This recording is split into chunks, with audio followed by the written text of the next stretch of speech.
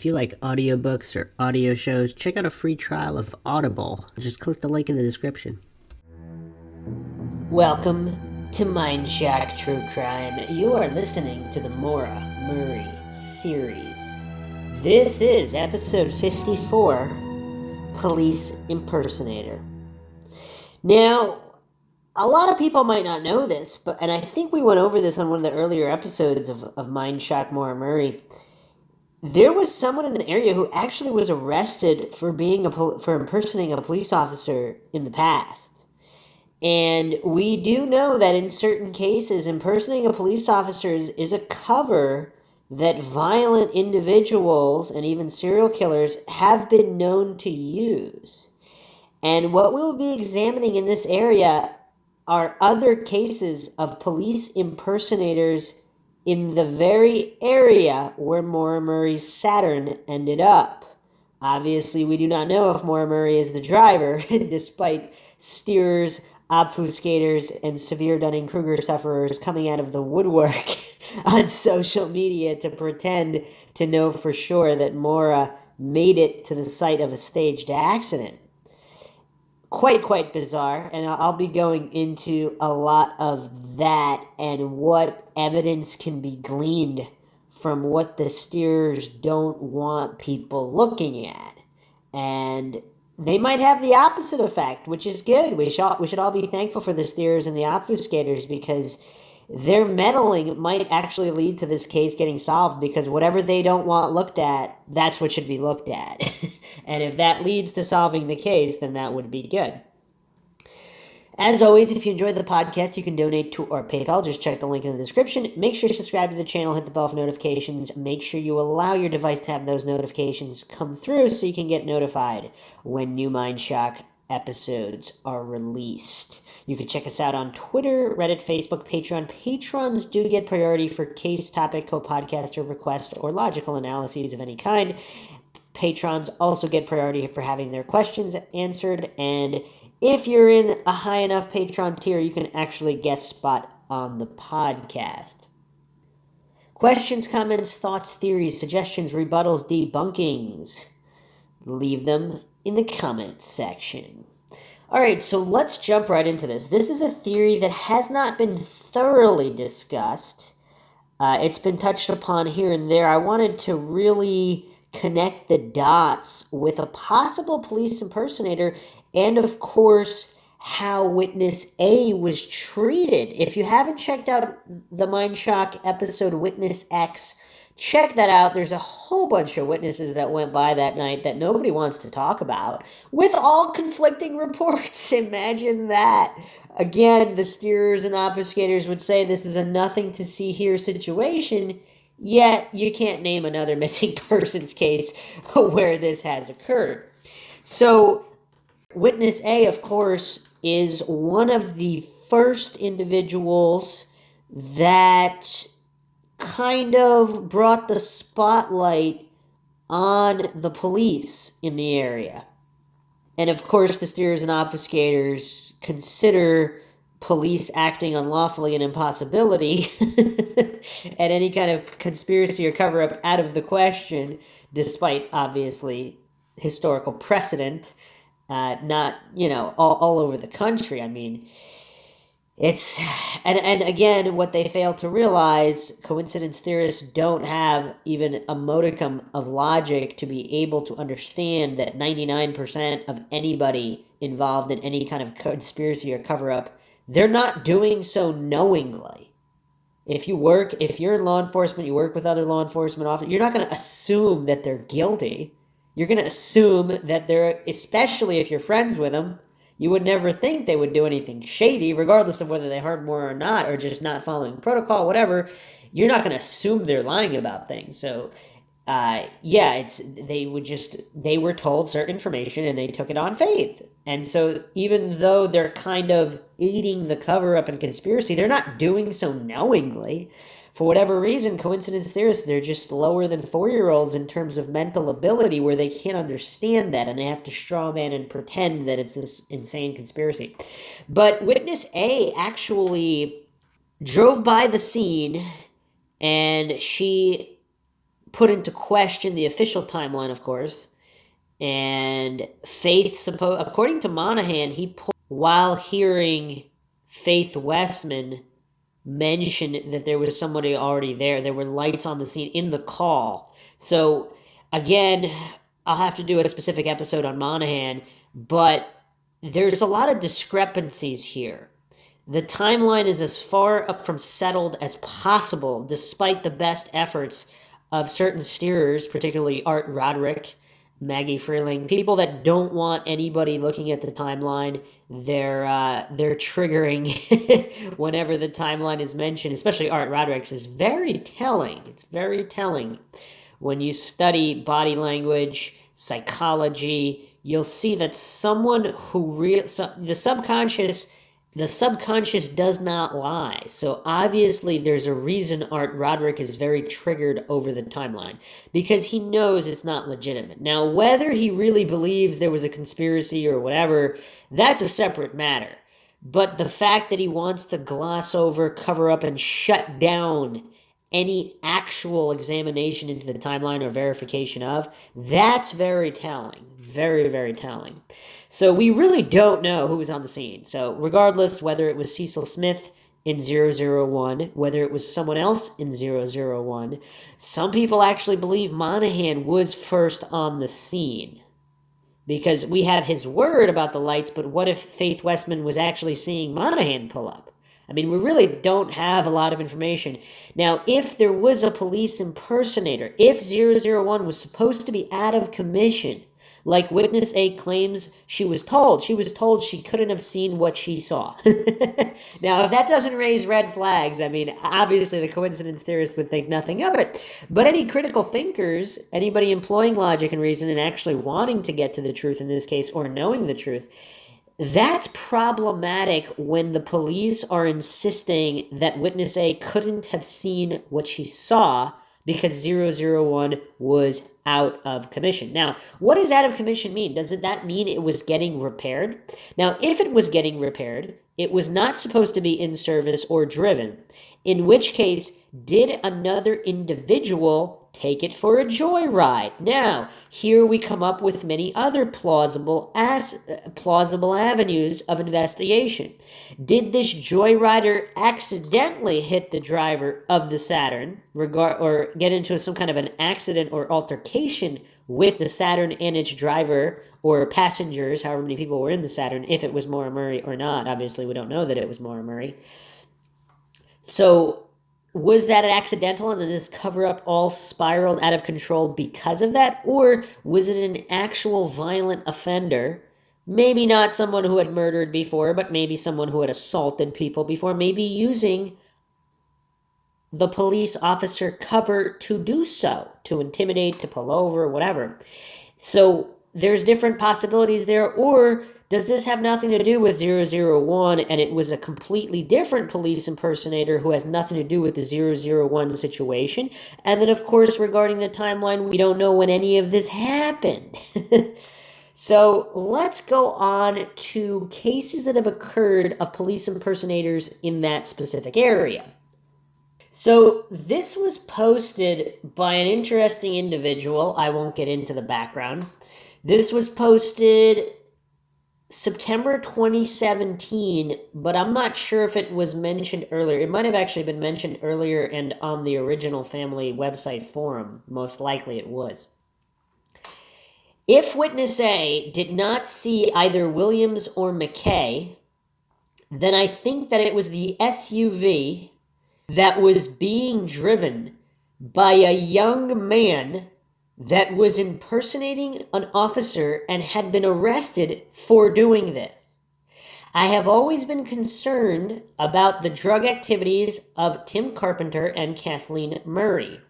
Who was the woman that Kathleen owed money to, and for what reason? This is the only way that I can see a connection to Brianna Maitland. I think that Maura may have been very depressed, but I do not think that she would have succeeded at suicide. I think that for Maura to be so upset by Kathleen, then Maura learned about family secrets concerning the relationship between Kathleen and Fred. I know for a fact that Maura was still dealing with the realization that her track coach, as a much more experienced male, had taken advantage of her. James said Maura needed to get away from 3 men in her life. When a young woman, as an adult, finally deals with the issues of incest, it is like dealing with the death of a parent in the form of ending the relationship. If she is alive, she will never reconnect to Fred. I am glad the documentary trailers reveal the identity of Maura's supervisor. She came to my place of employment as a waitress to talk about her concerns that she had not done more to help Maura. All right, so this individual has not been named publicly in the case, so I will not name them. Obviously, they're insinuating something bizarre that I guess not. There was, I don't know what kind of incest there, whether it was not Maura and Fred, but Kathleen and Fred. I don't know about all that. Obviously, there's no evidence of any of that. If you're thinking hypothetically, would someone be upset about this, or that? I don't know. She unloaded a lot of things here. This particular individual has peddled a lot of rumors. I don't know if they have been definitively debunked, but obviously there's no reason to believe a lot of these things insinuated in this post. The most interesting part of it, of course, is that there was a young man in the area who was previously arrested for impersonating a police officer. Now, he's not believe it or not, I mean, another coincidence in this case, to the surprise of no critical thinkers, aka conspiracy theorists, he's not the only one. So the plot thickens even further, even more mind-shocking, if this is all true. Someone posted this 1 year ago in May on Reddit. I've never posted before simply because I've never felt like I had anything interesting to share or contribute. I grew up in Woodsville at the time of the disappearance, and like many other people, I've long held the opinion that Maura died in the woods after ditching her car, maybe in a drunken stupor, maybe in a frenzied state of mind, who knows. But I've never really suspected foul play. To me, it seems like an Occam's razor type situation where it just makes sense. Of course, this individual also doesn't understand Occam's razor. I've gone over it in the past, so you can check the old podcast for that. Okay, there were freezing temperatures that night. The woods are vast, and it doesn't seem at all unreasonable to think that nobody found her corpse simply because it's such a desolate area. And then, of course, again, this poster ignores all the details of the searches, which were quite extensive. I'll probably be doing a podcast episode on just the searches because they were so extremely extensive. Again, it's even if her body even if they didn't find her body, it's very likely that they would have found something. If she took bottles of alcohol with her, backpack, cell phone, whatever, to have absolutely zero trace, to vanish without a trace completely, that's a little bizarre. But anyway, let's continue with this post. However, today I heard an interesting story from my grandfather that I'd never heard before. Apparently, my mom and grandma have heard this before, so I don't doubt its authenticity. My grandpa was a gondola operator at Loon Mountain around the time of the disappearance and would take 112 home every night on his way to my grandparents' home in North Haverhill. As he was driving home one night not too long before the disappearance, so this would be early 2004, late 2003, I guess, he says he was tailed by a black SUV similar to a Chevy Suburban. It had its high beams on and followed him very closely from Woodstock to around Benton, where it turned on police lights and pulled him over. A man dressed like an officer got out, walked up to his car, and shined a flashlight into my grandfather's car. My grandfather asked why he was being pulled over, and the man said, "You were turning some corners too fast." My grandfather said that it was at this point that he really started to get a weird gut feeling because the man, one, didn't have a badge, and two, didn't have a radio on him. In addition to this, he thought his demeanor was a little strange and that he didn't talk like an officer at all. My grandfather said he suspected that this definitely wasn't a real officer and decided that instead of asking to see a badge and cause any trouble, he would just apologize and get the hell out of there. When he heard about Murray's disappearance a few months later, he said that he remembered the incident immediately and has since always thought that it was somehow connected. He said he had a bad gut feeling about all of it.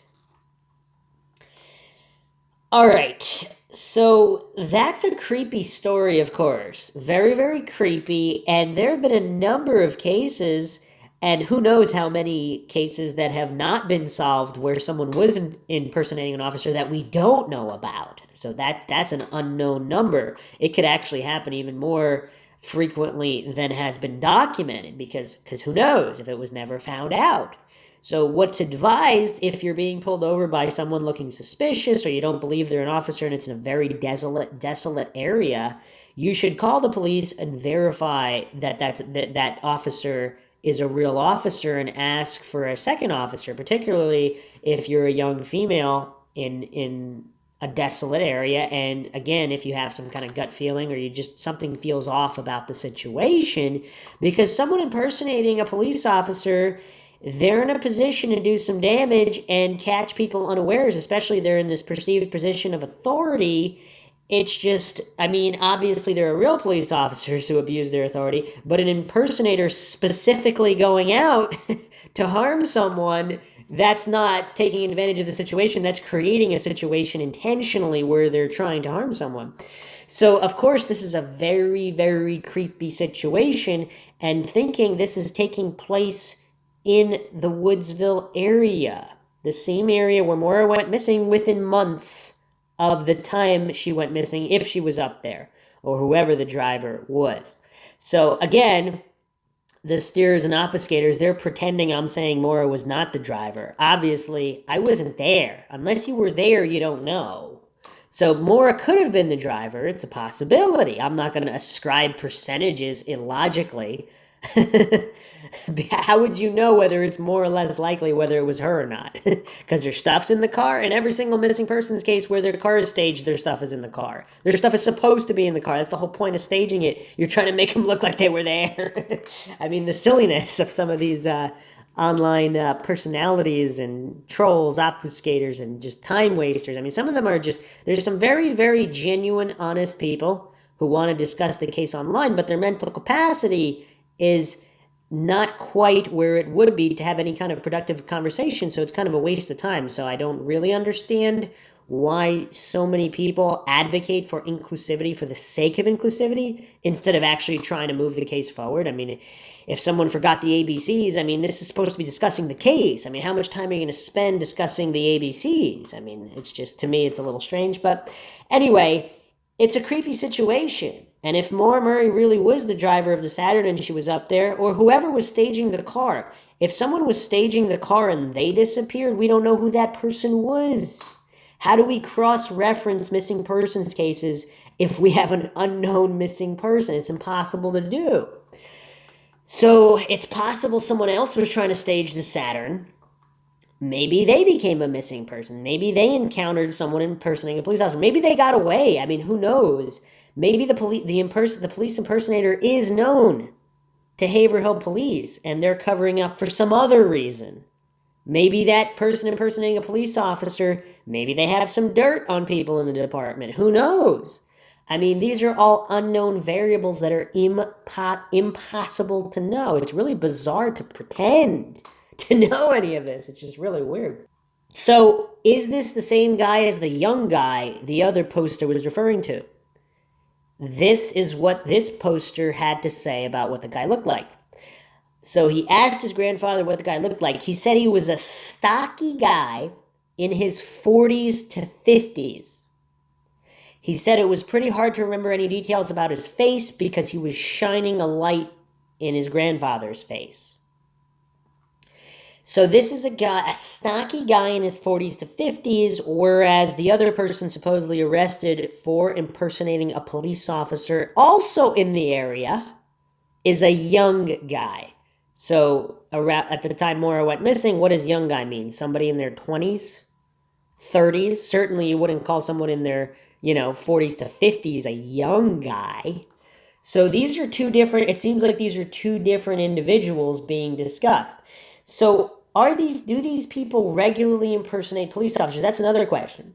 And without going too far down the Greg Floyd rabbit holes, we have to consider Gregory Floyd in this situation, Bruce McKay's buddy, who apparently there are theories that he was a confidential informant for the police, and that's why they didn't touch him. That's why didn't they pursue all these cases against him.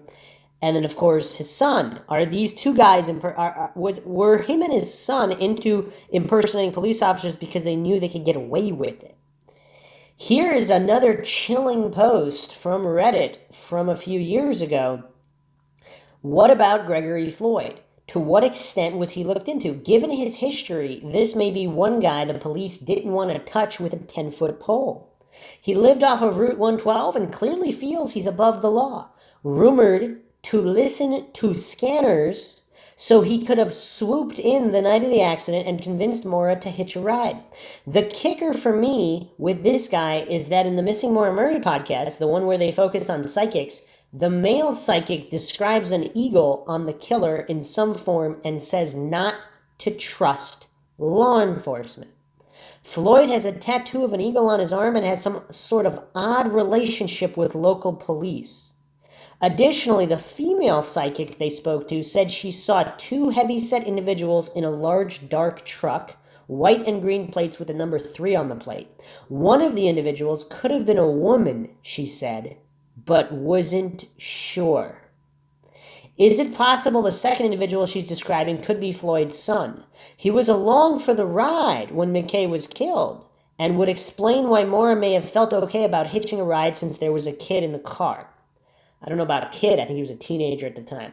Take it all with a grain of salt, but this guy is uber sketchy, and I could not tell from researching how thoroughly this guy was looked into by the police.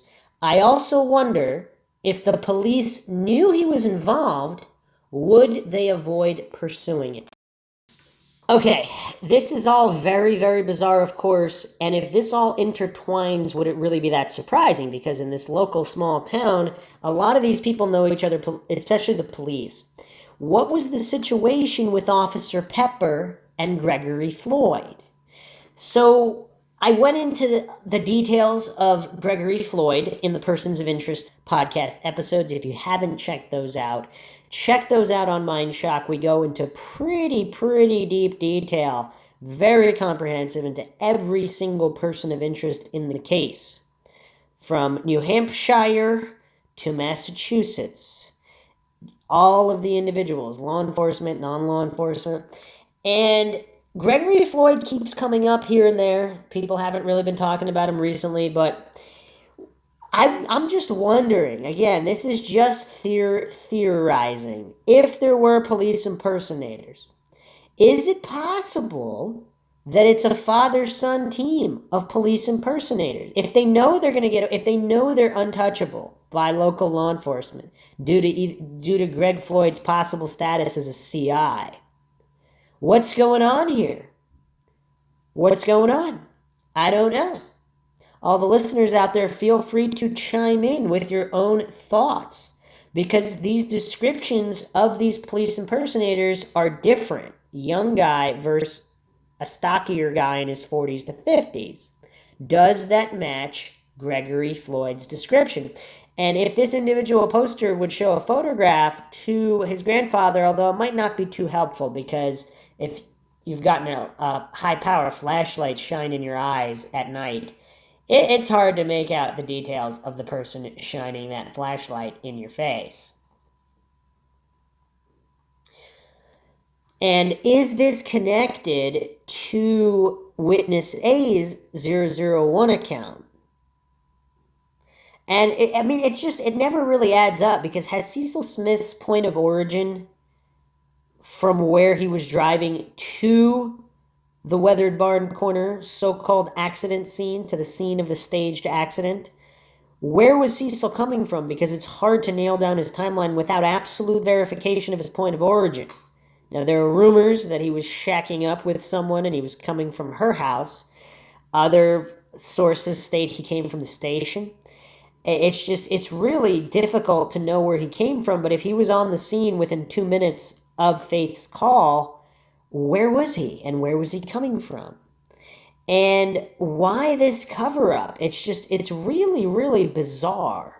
If Greg Floyd was involved in something, perhaps something involving the DEA, because another thing the coincidence theorists just don't want to talk about is all of these upper federal agencies involved in North Haverhill, in that area, on that particular night. It's mind-shocking, mind-boggling at the lengths coincidence theorists go to just ignore and dismiss this mountain of coincidences and anomalies.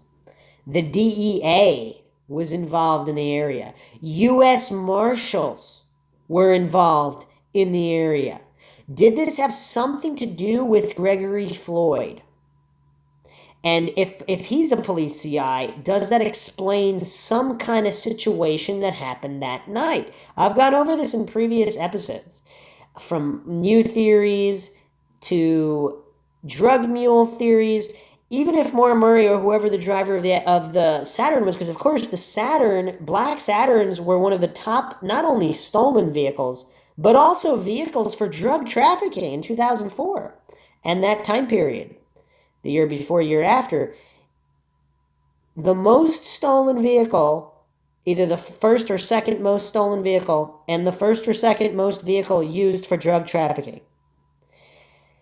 Again, the coincidence theorists are burying their head in the sand really far down, but it begs the question, is it possible the Saturn was mistaken for a different vehicle and there was some kind of upper agency conflict?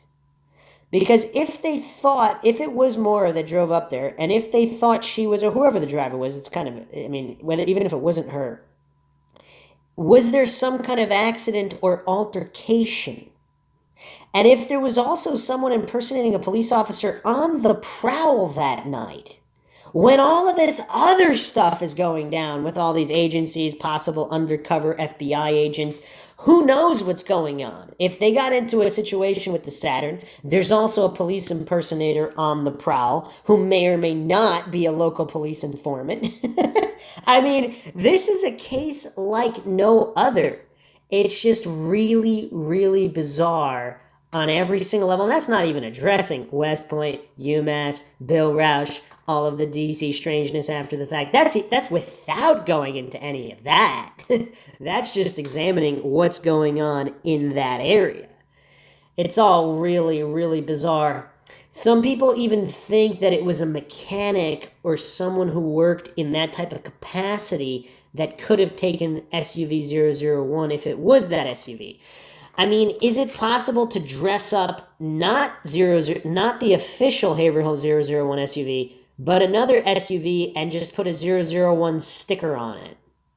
Would someone impersonating and the police bar on top? And if you're a mechanic or you work in junkyards, even at that time, I don't think it's that expensive to get a light bar at that time. But particularly if you're a mechanic and you work on law enforcement vehicles, there are some junk vehicles. If you have easy access to a police light bar and you could just get a sticker that says 001, you can use any random SUV to dress it up to look like a police SUV at night, at the very least. And it seems like less people would be bold enough to impersonate a police officer during the daytime, especially when you can't shine that light in their face to prevent ID or whatever, however you're setting up the situation. Now, other researchers also point out that in Maine, there were a number of incidents during that time period of police impersonators. So, and there were actual news bulletins put out to warn single female drivers that were out late at night. So here's where the plot thickens even further and gets even creepier in this situation, because that stretch of 112 that doesn't have cell service, if the police impersonator is a local and they know that, that would be the perfect area to prowl for victims, because they wouldn't be able to call police to verify whether it was a police impersonator or not, or to get another vehicle. This is very, very creepy. It's very haunting. One can only imagine how often this scenario has unfolded, particularly in the early days of cell phones, or even before cell phones. What are you going to do before cell phones? If you're not super rich and you don't have a car phone, I don't know what percentage of people had car phones in the 90s or 80s. I don't know when that debuted. Did that debut in the 70s? I mean, they had them by the late 80s, I believe. Maybe even early 80s. I don't remember when the car phone actually officially debuted and started being featured in vehicles.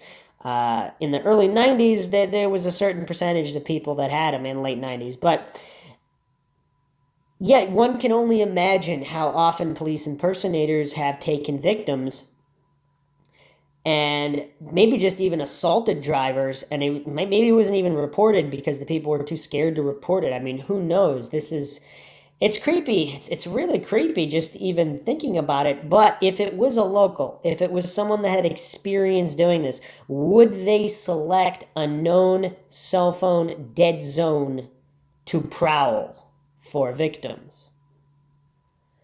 Now, the other thing that we didn't go over specifically, if this police impersonator, what are the logistics? If the police impersonator, it seems unlikely that whoever the driver of the Saturn was, whether it was Maura or not, spun out at the weathered barn corner, because by all accounts, the car was found 100 yards down or even 200 yards down from where all the spinouts occur. So the spinouts that occur at that corner, that's not where the Saturn was. So it would seem quite illogical to put it into the category, oh, that's just a nasty turn, she spun out, because that's not, all the vehicles that spin out just beyond the corner, not considerably down the road. It might have even been a quarter mile down the road. I don't remember the exact, I don't have the exact measurements in front of me from the report, but it was not in the area where all the spinouts occur. It was beyond it. So again, does that point to a tow situation? We don't know. But whatever happened, now the Saturn was backed up, moved back and forth. I mean, there's so many conflicting reports from where the Saturn was. So whether you believe Barbara Atwood, the Westmans, the Marats, it seems like the vehicle was moved, possibly several times. But regardless, did a police impersonator come upon the scene and somehow either convince the driver, whether it was Maura or not, to go with them, or actually physically abducted her? I don't know. If the police impersonator was involved in the entire staging process, is that a good cover? Because if the police impersonator was friends with the driver, or knew the driver, or somehow maybe didn't know the driver previously, but was informed of the driver, who the driver was and what they were doing, is that a good cover? Because if you're staging a vehicle, you have a police impersonator at the scene so people wouldn't call police? That gives you extra time? I don't know. It's very curious to think about and consider all of the possibilities that emerge from this individual being a police impersonator. Here's what the original poster here said about the SUV described by witness A. The witness description of 001 and my grandfather's description of the SUV that followed him don't really match up.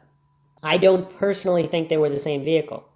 I think there could be a possibility that it's someone with access to these kinds of SUVs and sirens, lights, and what have you, and wouldn't have to deal with the consequences of having their vehicle identified because it wasn't their car in the first place. And that certainly would embolden criminals and the criminal minded because, yeah, if it's not even your car, I mean, so what if somebody spots the vehicle? But yeah, this entire theory is very, very chilling, particularly when you examine all of the inconsistencies, the anomalies, and don't pretend that they don't exist. You don't pretend there was no DEA activity or US Marshal activity. When you stop pretending, when you stop living in the fantasy land being pushed by these steerers, obfuscators, or just genuinely clueless, mentally deficient individuals, a completely different picture starts to come up on what potentially could have happened that night.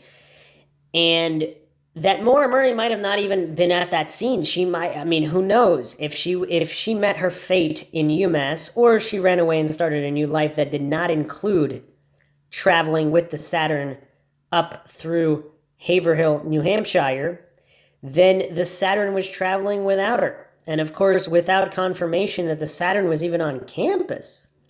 I mean, it's really bizarre how much the steerers, obfuscators, or just genuinely clueless Dunning-Kruger sufferers, how much they take on faith, which ironically, they won't believe Faith Westman seeing a man smoking a cigarette in the car, but they'll take on faith all of these other uncorroborated witness statements, including the mysterious one about someone seeing Maura leave campus, which again, even if that statement is true, that someone saw Maura leave campus in the afternoon, how does that prove where she went?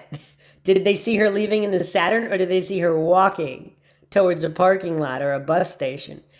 And even if they saw her in the Saturn driving off campus, how does that prove she gets to a certain destination? This is, of course, a compositional logical fallacy. Very, very basic. In any other missing persons case, it's not assumed. Nothing is assumed. Nothing is taken on faith while excluding witnesses named faith.